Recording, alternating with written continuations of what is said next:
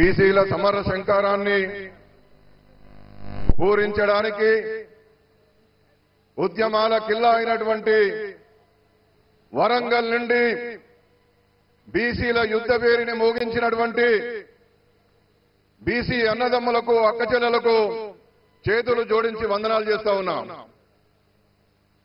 ఈ దేశానికి స్వాతంత్రం వచ్చి 75 సంవత్సరాలైంది.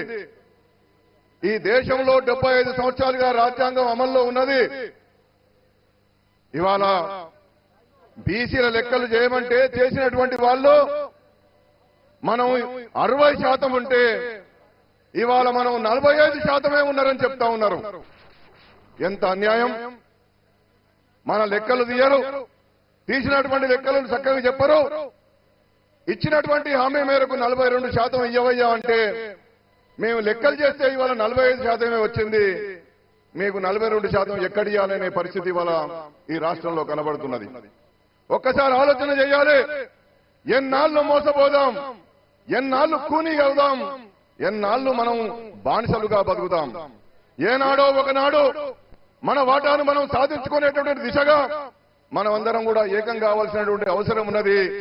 దానికి సజీవమైనటువంటి తర్కాణమే ఈ వరంగల్ యుద్ధ పేరి అనేటువంటి విషయాన్ని సవినయంగా మనవి చేస్తా ఉన్నాం.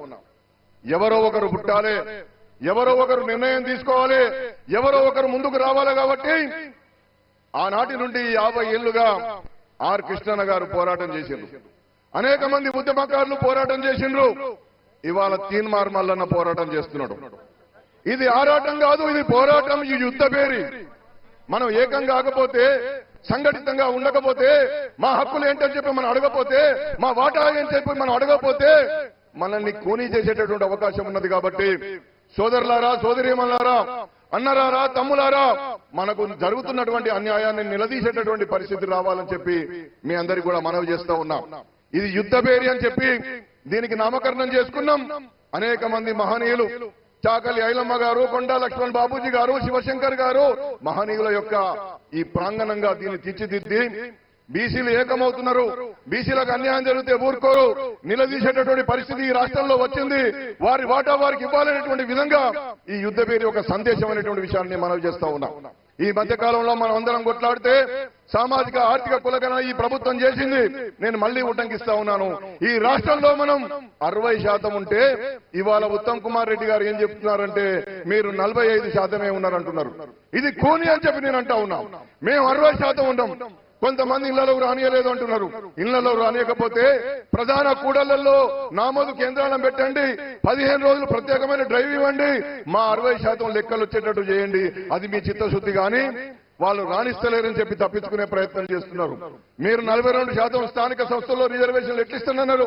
మీకు ఒకటే నేను చెప్తా ఉన్నా, అది ఇచ్చేటటువంటి అవకాశం ఉన్నది. కాబట్టి లెక్కలు అందుబాటులోకి తీసుకొని మీరు రివ్యూ పిటిషన్ సుప్రీంకోర్టులో వేసి మాకు 42% వచ్చే విధంగా చేస్తేనే ఇది మా పార్టీ, మా ప్రభుత్వం అని చెప్పి మేము అనుకుంటాం. అప్పటిదాకా ఇది కిరాయి పార్టీ, ఇది కిరాయి ప్రభుత్వం అనేటువంటి విషయాన్ని మనవి చేస్తూ పెద్దలందరూ కూడా మాట్లాడాలి. కాబట్టి ఈ ప్రభుత్వం చిత్తశుద్ధిని ప్రదర్శించుకోవాలంటే 42% స్థానిక సంస్థల్లో రిజర్వేషన్లు ఇవ్వాలి. ఆ విధంగానే కామారెడ్డి బీసీ డిక్లరేషన్ ను పూర్తి స్థాయిలో అమలు చేయాలని చెప్పి నేను మనవి చేస్తూ, నేను ఆనాడు బీసీ కమిషన్ చైర్మన్ గా ఉన్నప్పుడు విల్సన్ గారిని కలవడం జరిగింది. విల్సన్ గారు డిఎంకే నుండి రాజ్యసభ సభ్యులు, సుప్రీంకోర్టులో మన కోసం అనేక సందర్భాల్లో పోరాటం చేసేటటువంటి నాయకుడు. ఆయన దగ్గరికి పోయి మరి తమిళనాడు రాష్ట్రంలో 69% ఎట్లా ఉన్నది సార్ అంటే, మేము లెక్కలు తీసినాం, మేము పార్లమెంట్ లో పెట్టుకొని 9 షెడ్యూల్లో పెట్టుకున్నాం, అందుకని మాకు 69% ఉన్నదని చెప్పి విల్సన్ గారు చెప్పారు.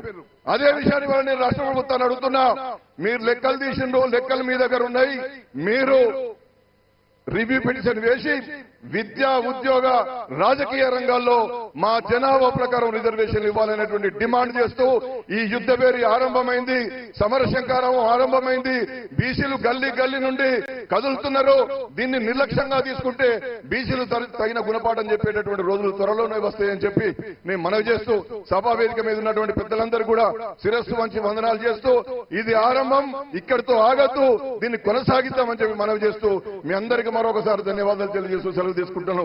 జై బీసీ, బీసీల ఐక్యత, బీసీల ఐక్యత, బీసీల ఐక్యత.